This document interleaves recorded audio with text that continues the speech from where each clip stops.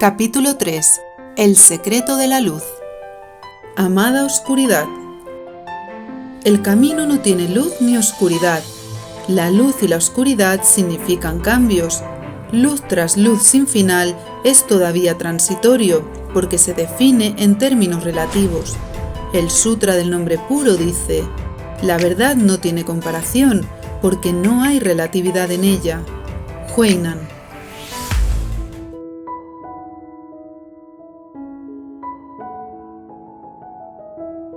Un brillo resplandeciente los despertó. Era el aura de la abuela Luz, rodeada de troles traviesos que les tiraban de la ropa con la excusa de que pronto amanecería. Antes de regresar, ¿qué deseáis recordar?, les preguntó Luz después de pedir a dos de los troles que ofrecieran una taza de té a los muchachos. ¿Recordar? Ah, entiendo. Recordar significa recordar lo que nuestro espíritu ya sabe, ¿verdad? Amador sintió que había hablado más de la cuenta, porque sus palabras ya eran lección aprendida, pero permaneció tranquilo, frotándose los ojos y sorbiendo el té que uno de los troles le había ofrecido. Sí, nuestro espíritu ya sabe, dijo Luz. Quien no lo ha experimentado todavía puede sentirse escéptico al respecto, pero Dios siempre da otra oportunidad a quienes un día perdieron la fe. La verdad que los seres iluminados de la historia ya difundieron con sus mensajes sagrados se abre paso cada vez con más fuerza en el mundo. Tan solo hay que tener la intención sincera de recordar y dejar abierta la puerta de la posibilidad. Qué gran ayuda los mensajes de los antiguos sabios. Juntos el camino es más fácil. Amador apartó con la mano a un troll fisgón que le miraba los orificios de la nariz y le contaba los dedos de los pies. Sí, qué privilegio. Alma sonrió al ver la paciencia de Amador con el troll insistente.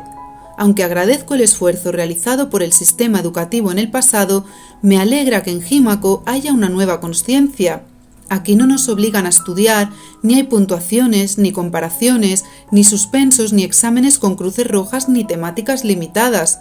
No, en el Palacio de Cristal nos guían para que nuestra propia alma nos motive a aprender lo que necesitamos y nos ayude a recordar nuestra sabiduría interior para cumplir nuestro propósito de vida. Esta es una misión esencial en estos tiempos: promover el despertar de la humanidad desde la auténtica educación de niños, niñas y jóvenes y desde la reconexión de los adultos con su coramor interior. La abuela Luz inclinó la cabeza a modo de reverencia. Una sola persona puede cambiar el destino del mundo si despierta la luz de su esencia. ¿Cómo?, preguntó la niña troll de las cuyas, con su vibración de amor expandiéndose en todos los corazones, porque somos un corazón único, contestó Luz. Tened en cuenta que la sabiduría es tan infinita como el universo. La máxima expresión de esta vibración es el estado de coramor de luz, es decir, el estado de iluminación. Mientras llega ese momento, lo esencial es que cada uno conecte con la sabiduría necesaria para cumplir su cometido. Esa es la belleza de la vida en este planeta. Miles de millones de seres confabulados con el único fin de manifestar el cielo en la tierra.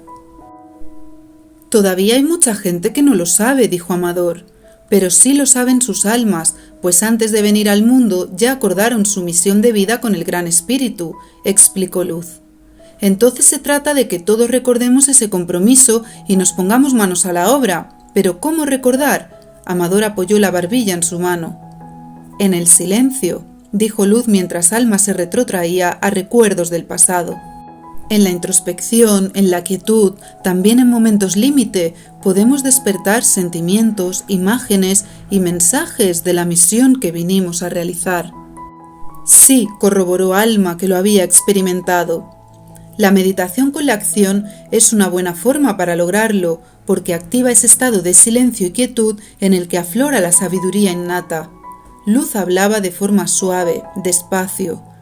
Algunos niños enseguida saben cuál es el propósito de su vida y empiezan a realizarlo desde pequeños con total entrega. Otros lo olvidan, presionados por la oposición del entorno. Muchos otros deciden avanzar escuchando al corazón a pesar de los múltiples obstáculos que les envía la vida como entrenamiento. También hay personas que se sienten perdidas buscando su misión, porque saben que nacieron para algo que todavía no consiguen recordar. pero solo necesitan paciencia hasta el momento en que la misión salga a su encuentro. Todo sucede a su debido tiempo. En vuestro caso, jóvenes Coramor, la misión es diáfana como la luz de vuestras auras. Así que la cuestión no es cómo la recordamos, sino otra más precisa. ¿Cómo nos preparamos para ella?, dedujo Alma. Exacto, todos los seres, conozcamos o no nuestro propósito de vida, podemos prepararnos para realizarlo. Luz elevó el tono de voz. ¿Cómo?, preguntaron los discípulos con avidez de respuestas. ¿De qué modo puede un ser conectar con la divinidad que lo guía a cada paso e irradiar su luz para cumplir su verdadero destino? Recibir preguntas como respuesta era algo cada vez más frecuente en Jímaco. Por suerte ya sabían qué quería decir luz con verdadero destino. Alma recordó para sí lo que Espejo les explicó una vez. Existen dos tipos de destino. Uno consiste en el efecto de las causas vividas, la cosecha de lo sembrado, y solemos vivirlo de forma inconsciente. El otro consiste en la transformación de las semillas sembradas en nuestro interior a través de la práctica sincera de las virtudes de nuestro corazón original. De este modo podemos cosechar lo mismo que en el primer caso, pero vivirlo con mayor consciencia y serenidad, por difícil que sea, o incluso recoger una cosecha mucho más fructífera y amorosa si realizamos una práctica de verdad profunda. Hasta los troles más perezosos asistían al diálogo con sumo interés. El abuelo de la niña troll, sentado en una butaca hecha con viejos lomos de libros, reflexionaba royendo unas galletas de té, mientras dos jóvenes troles se retaban. «Ha puesto una piedra negra que los humanos no tienen ni idea. Una blanca a que sí aciertan. Que sean dos negras. ¿Cómo van a saber estos chicos de qué modo puede un ser conectar con la divinidad que lo guía a cada paso e irradiar su luz para cumplir su verdadero destino?», repitió el primer troll.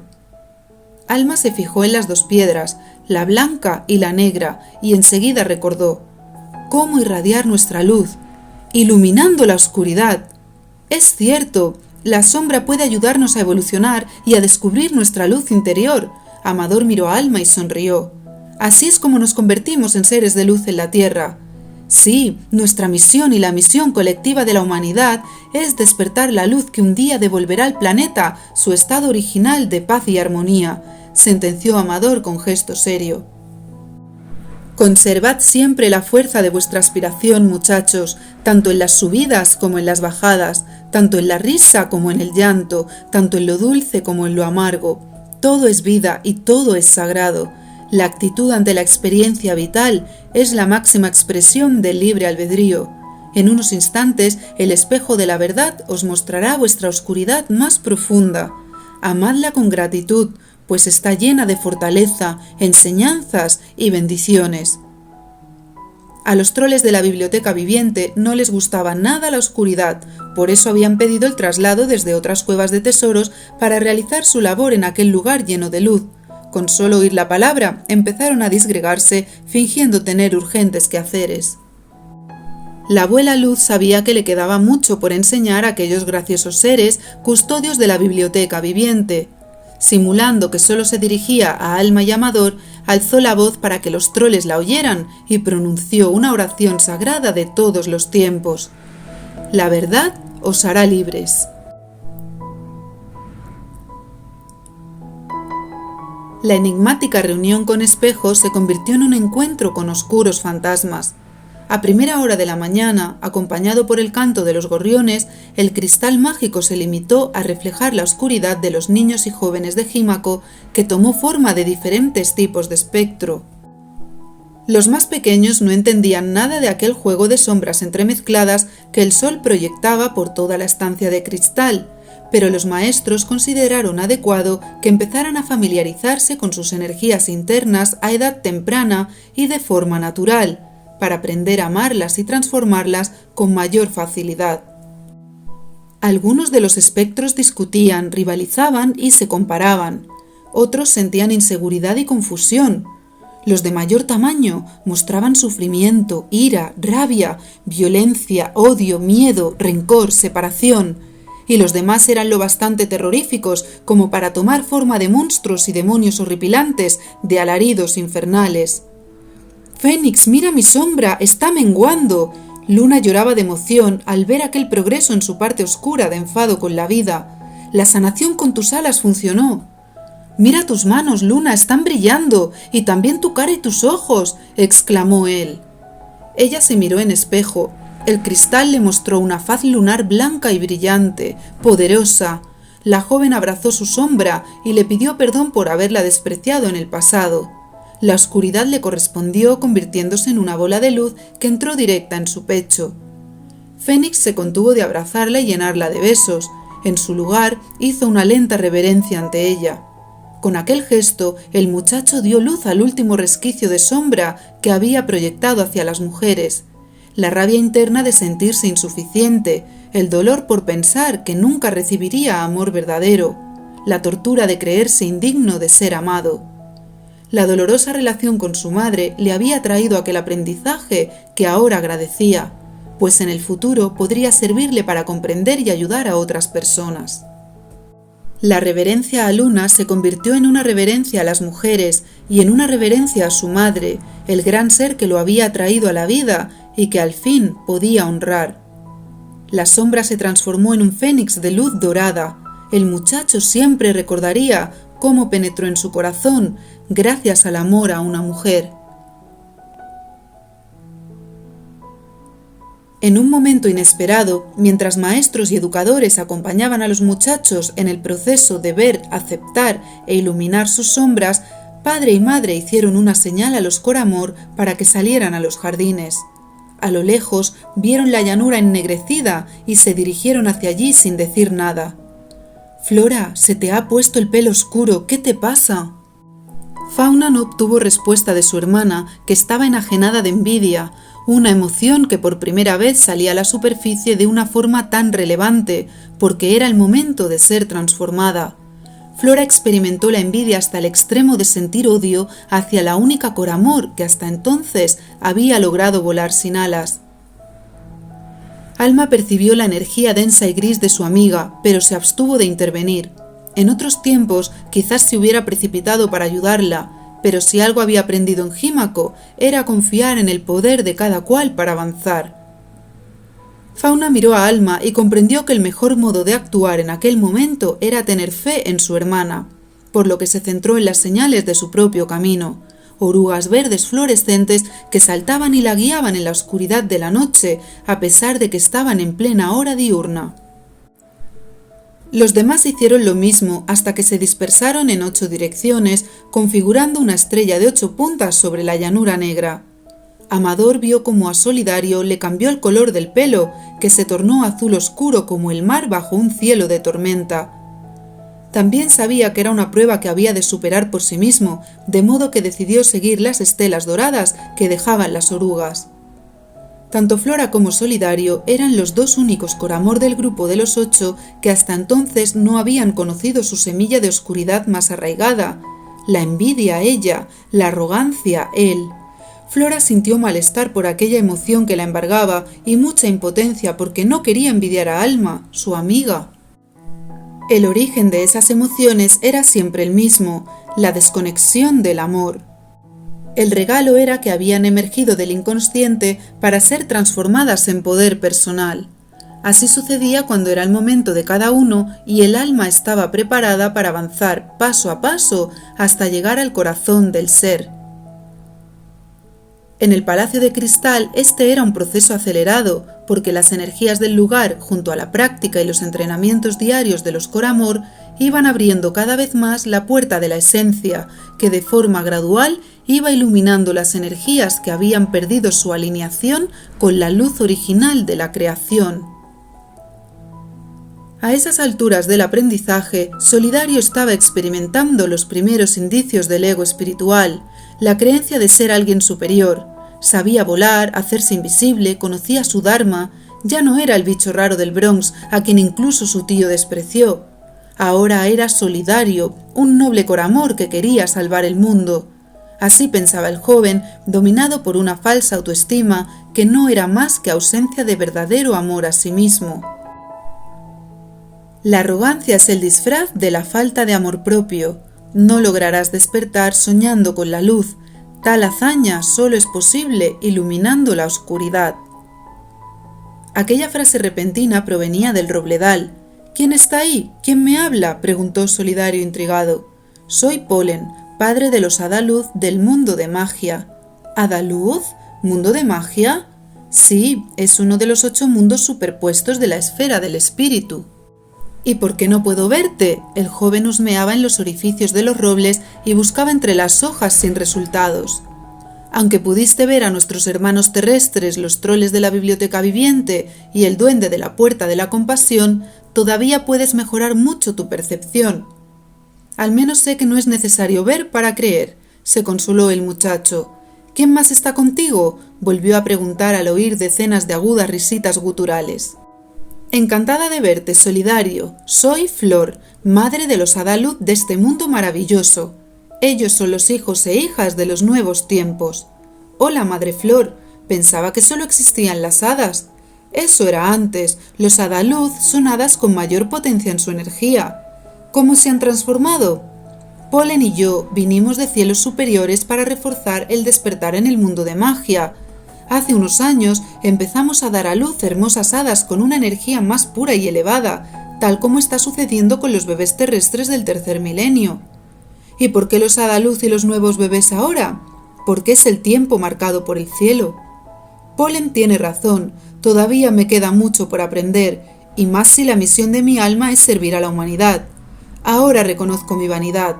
Dicho esto, el cabello de Solidario volvió a su color añil y la sombra que lo había seguido desde Palacio, de la que ni siquiera había sido consciente, se transformó en una bola de luz y se fundió en su corazón. «Acabas de dar un paso de gigante, muchacho», lo felicitó Polen. «¿Creéis que los humanos lo lograremos?», preguntó Solidario. «Por supuesto, ten siempre fe y confianza, pues el mundo es reflejo de nuestras proyecciones. El ser humano encontrará el camino de ascensión retornando a los orígenes, a la vida natural, a su esencia de luz», contestó Flor.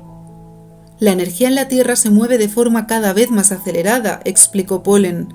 «La velocidad con la que estallan las crisis internas, los conflictos colectivos y las catástrofes planetarias es proporcional a la velocidad con la que podemos sanar y despertar. Algunas personas solo ven calamidades y oscuridad, pero hay muchos seres trabajando en silencio para su propio despertar y el despertar colectivo de la humanidad, como vosotros, querido Coramor». Dicho esto, Polen abrazó a Flor, que era cariñosa y bella, por lo que sus hijos e hijas iniciaron un revoloteo lleno de risas y algarabía. Era tiempo de partir. Polen tocó con sus manos la frente de Solidario y su tercer ojo se iluminó. «Año 2012, muchacho, recuerda esta fecha astral. Siempre estaremos con vosotros». Flor lanzó un dato sobre el que Solidario había oído hablar, profecías sobre un nuevo tiempo y una nueva humanidad. Flora se sentía perdida, no sabía qué hacía en medio del bosque ni por qué tenía aquellos arrebatos de rabia nacidos de la envidia. Pensaba que ya había superado la inseguridad y los celos, pero era evidente que una sombra había remanecido bajo el velo del inconsciente y que, como tal, podía resurgir en cualquier momento hasta que la llenara de luz. Todas las personas y experiencias de tu vida son un espejo para avanzar en el camino de la verdad. Acoge, asiente y agradece. Este es el camino de la felicidad. ¿Quién ha dicho eso? Preciosa joven, eres valiente por mirar cara a cara la sombra que ha marcado tus pasos hasta ahora sin que fueras consciente de ello. Gracias. ¿Quién es usted? Soy Flor, madre de los Hada-Luz del mundo de magia. Polen y Flor hablaron largo y tendido con Flora para transmitirle la sabiduría que ya estaba preparada para recordar. A diferencia de Solidario, y aunque no logró verlas por completo, sí pudo vislumbrar las diferentes tonalidades de los Hada-Luz que revoloteaban como luciérnagas a millares. ¿Te das cuenta, Flora? Tú no eres tu sombra, ni tampoco eres la Coramor que todavía no puede volar sin alas. Eso solo son ilusiones, explicó Polen. En la esencia de todos brilla la chispa del espíritu. En cada vida y en cada mundo tan solo vivimos las experiencias necesarias para llevar a cabo nuestro propósito existencial, añadió Flor. Sí, nuestra misión de vida, el recorrido que nos llevará de regreso al hogar. Flora empezaba a conectar con la verdad del ser. Por eso, pequeña, recuerda siempre la igualdad interior y la unidad. Todos somos hermanos y hermanas en este mágico sueño cósmico. Lo que sientas y realices influirá en el universo entero. Un alma de luz guía a otras para alcanzar juntos la luz del ser. Por eso, sé siempre coherente con los dictados de tu esencia y así serás feliz y contribuirás a la felicidad de los demás. Polen habló a la Coramor con cercanía, pues conocía su alma de muchas otras vidas en que había sido hada junto a él. En una de ellas, Flora había sido guardiana de las flores y Fauna guardiana de los animales. Ama tu condición con tanto amor como puso el Gran Espíritu para crearla. Eres semilla divina de altos vuelos. Flor también había reconocido el alma de Flora y sentía una profunda nostalgia. Ella y Fauna habían sido las primeras de sus hijas en iniciar su aventura en el Palacio de Cristal, centro neurálgico de poderosos cambios en la Tierra. Con el único fin de servir al amor, aquella era una de las misiones álmicas más emocionantes entre familias espirituales, seres del mundo de magia, renacidos como seres humanos. Polen y Flor sabían que todos podemos reconocerlos entre nosotros abriendo la mente y el corazón. ¿Aprenderían a hacerlo los Coramor? Gracias por vuestras palabras, siento que os conozco desde siempre. Así es, hija mía, así es. Su antigua madre hada se despidió de ella con un beso en la frente que encendió el resplandor de su estrella del ojo del alma. Pocos minutos antes de que volviera la luz del día a la llanura, las orugas, evolucionadas en mariposas doradas, deshicieron el camino para reunir de nuevo a los Coramor en el punto de partida, esta vez con un nuevo nivel de consciencia conquistado.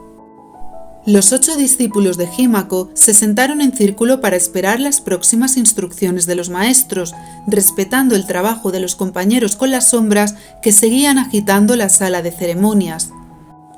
Parece que todos hemos hablado con las hadas. Los compañeros se echaron a reír con las palabras de Alma ante la evidencia.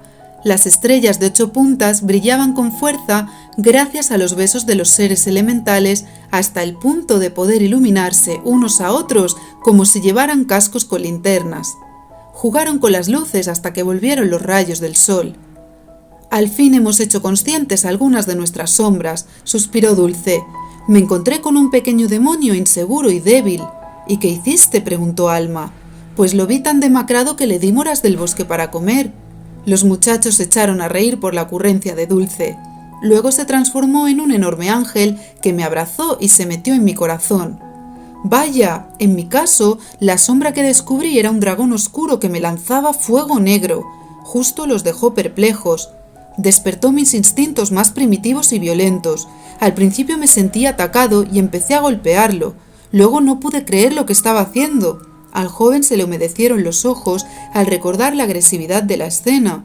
Al final me di cuenta de que aquel monstruo era mi propia rabia por el rechazo que viví en el pasado, una parte inconsciente de mi personalidad. Cuando hice las paces con él, se convirtió en un dragón blanco de fuego dorado y también se metió en mi corazón. El grupo guardaba silencio, hablaban cuando habían asimilado y se abría espacio para escuchar la siguiente experiencia. Mi sombra de la envidia se transformó en un montón de semillas doradas que también penetraron en mi corazón, compartió Flora. A mí me atacó un tigre impulsivo y rabioso. Fauna estaba emocionada por su aventura. Primero eché a correr, estaba muerta de miedo, odiaba ese animal que quería comerme. ¿Y qué pasó? ¿Qué hiciste? Su hermana estaba nerviosa a pesar de la evidencia de que Fauna seguía viva. Lo más simple, Flora, que me cansé de correr y le dije, mira, tigre, si me vas a comer, hazlo ya, y si no, nos damos la mano y en paz. ¿De verdad? ¿Así amansaste a tu tigre interior? Rió Pacífico, admirado por el valor y el sentido del humor de Fauna. Sí, así fue, y el tigre se paró a un palmo de mí, se puso a 2 patas y me abrazó sonriendo. Después noté que en lugar de zarpas me rodeaban 2 alas y vi que se había transformado en una paloma blanca. Y también se metió en tu corazón, adivinó Amador antes de que ella sintiera. En la oscuridad no podía ver mi sombra, dijo Pacífico, así que hice el ejercicio de visualización que nos enseñaron los maestros. Pedí al Gran Espíritu que me ayudara a verla, cerré los ojos y apareció ante mí. ¿Y cómo era?, preguntó Amador. Mi sombra era una lágrima negra, pequeña y triste. Me dio tanta pena. La consolé, la abracé, le sonreí. De pronto sentí que, aunque no comprendía nada, dentro de mí crecía un sentimiento de profunda gratitud hacia ella. Entonces se volvió cristalina y se convirtió en una fuerza que me daba vida. El joven, como los demás, había experimentado un efecto mágico. La sombra, una vez hecha consciente, abrazada e integrada, dotaba de gran poder al descubridor que se hiciera su amigo. A pesar de la tristeza vivida en el pasado, Pacífico se había caracterizado desde siempre por su aceptación, humor y alegría, así que su sombra de la pena había sido una parva lagrimita que se transformó a toda velocidad. Alma y Amador creían que conocían bastante bien sus sombras, heridas, patrones familiares heredados y que habían logrado avances no solo en su capacidad para volar sin alas, sino también en su personalidad, que cada vez se iba poniendo más al servicio del ser. Además, sus sombras grises se habían convertido en dos entidades aladas de cristal reluciente que se fusionaron con sus cuerpos físicos. Lo que no sabían era que el camino de purificación en el que se habían adentrado les deparaba un reto inesperado.